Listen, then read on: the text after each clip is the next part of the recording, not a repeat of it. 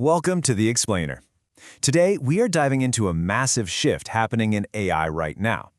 Two giants, Anthropic and OpenAI, have just dropped some incredibly powerful new models. And trust me, they're not just about to change coding, they're aiming to redefine the entire world of knowledge work. All right, let's just start with this quote from Anthropic because, wow, this isn't just some catchy marketing line, This is a declaration of intent. It signals a huge pivot for the whole industry, and it really sets the stage for everything we're about to talk about. So, Anthropic is making it crystal clear where the next big battle for AI dominance is going to be fought. We're moving way beyond simple tools and assistants. We're talking about an era of true AI collaborators, ones that can tackle really complex, high-value stuff like drafting legal contracts or even doing scientific research. And this is a really fundamental change. We're not just talking about slightly better chatbots anymore. The real goal here is to bake AI right into the core of how businesses run. Research, financial analysis, creating documents, basically the engine of the entire modern economy. So the big question is, how is Anthropic planning to actually conquer this new frontier? Well, they're coming in hot with Claude Opus 4.6, and it brings a whole arsenal of new features to the fight. Now, what's so cool here is how all these features work together. First, you've got a 1 million token context window. To put that in perspective, that's like the AI reading the entire Lord of the Rings trilogy and remembering every single detail. But then, you pair that giant memory with these new agent teams, well, that's when things get really interesting. And here's the proof in the pudding. Claude Opus 4.6 is the very first model to smash the 1500 ELO score on a really important benchmark called GPT Evolve. And this isn't just some random number. It's a huge sign of how well this AI actually performs in the real world. The crucial thing to get here is that this isn't some abstract test in a lab. Nope, GPT Evolve measures how well an AI can actually do a job, real tasks that have real economic value. Honestly, it's the closest thing we have to giving an AI a proper job interview. And just look at the kind of complexity we're talking about here.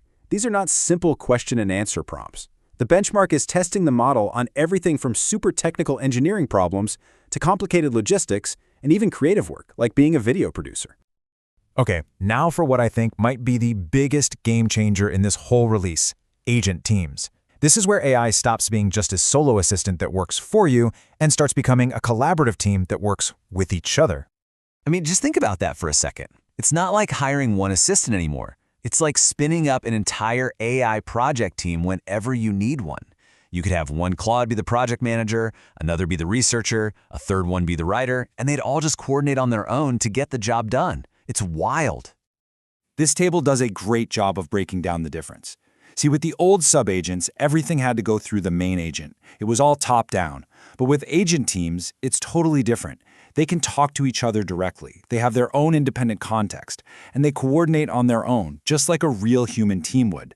This opens up a whole new world for solving complex problems. But, as you can see, all that power is going to cost you more. So it really looks like Anthropic is planting its flag on this whole new frontier of knowledge work. But they are not alone. While everyone was looking at Claude, OpenAI just quietly dropped a bombshell of their own, GPT 5.3 Codex, their brand new top-of-the-line coding model. And that is the question on everyone's mind, right? Now that GPT 5.3 is in the ring, the answer is, well, it's not so simple anymore. What we're seeing is a genuine AI arms race, where the leader can change from one week to the next.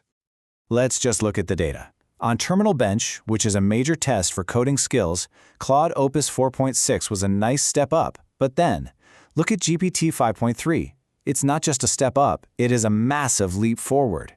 When it comes to pure coding, OpenAI just threw down the gauntlet, big time. But, and this is a huge but, here's the twist. The second you switch from coding to reasoning, the whole story flips. On the RAG2 benchmark, which tests really complex, multi-step thinking, Claude is being called a leap ahead. It shows we have two specialists now. One is a master coder, and the other is a master reasoner. Okay, so we've got these incredibly powerful new tools, and a serious rivalry is brewing. Let's get practical. What does all this actually mean for you, for the developers and users who are going to be working with these things every day? One of the coolest new features is something called adaptive thinking. Basically, it gives you, the developer, really fine-grained control over a super important trade-off.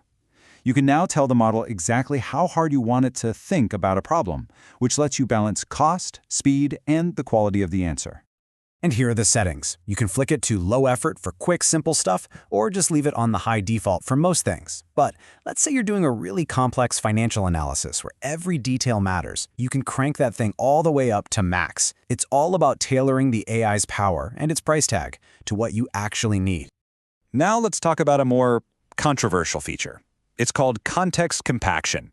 See, to handle that giant 1 million token memory, the model can start summarizing older parts of the conversation. The thing is, while this is great for long tasks, you run the risk of losing important little details in that summary. And in the past, users have found it can be a bit hit or miss. And of course, we've got to talk about the money. Using all these new bells and whistles, it's not cheap.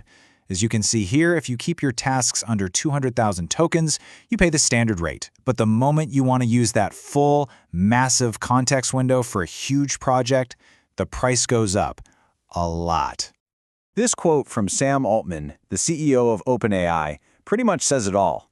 Yeah, Anthropic's models are pricey, but the fact that people are lining up and willing to pay that premium, it proves that these advanced capabilities, especially for complex reasoning and knowledge work, are providing some serious, tangible value. And that really brings us to the final big takeaway. We're at such a pivotal moment. This evolution from a solo AI assistant to a whole collaborative AI team is forcing us to rethink, well, everything. Our tools are changing, and right along with them, our own role in the future of work is being rewritten right before our eyes. So the question isn't just, what can AI do for me anymore? But real question is, how are we going to work alongside it?